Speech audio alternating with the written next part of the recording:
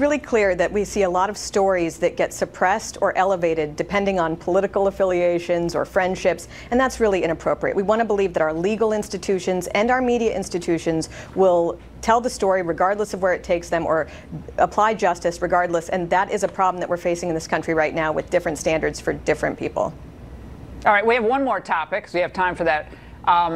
One final topic. President Trump last night also shared his thoughts on the current censorship controversy with big tech.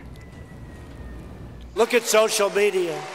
It's a thing called free speech rights. You look at Google, Facebook, Twitter, and other social media giants, and I've made it clear that we as a country cannot tolerate political censorship, blacklisting, and rigged search results. And you know, it can go the other way also. We will not let large corporations silence conservative voices.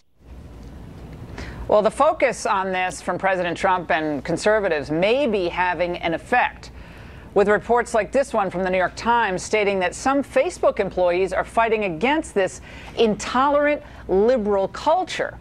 Dinesh, you have written about this in books and spoken about this on college campuses. The West Coast, otherwise affectionately known as the left coast, especially in big tech, overwhelmingly left-wing, overwhelmingly probably voted for Hillary. And yet they say, oh, this is just an algorithm. You're all floating conspiracy theories. But now you got Facebook employees complaining about the monoculture.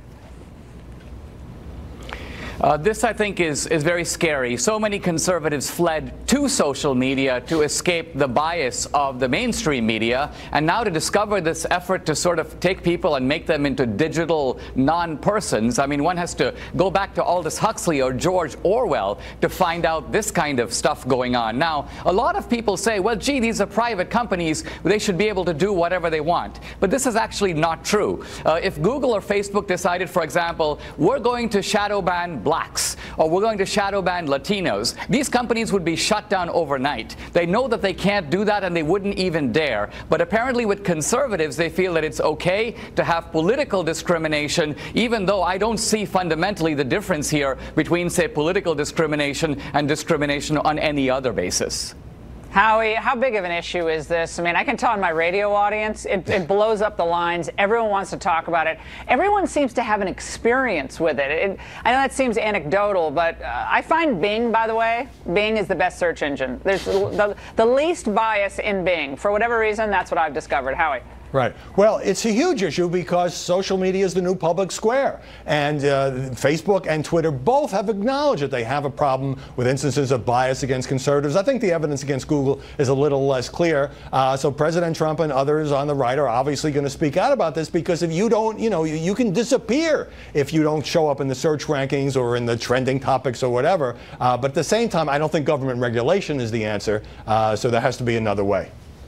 Yeah, Molly, we talked about this earlier, that there's a thought that given the enormity of these corporations, and as Howie said and Dinesh pointed out, this is the public square today. This is what the equivalent of what we used to see in the old town square with people with a bullhorn.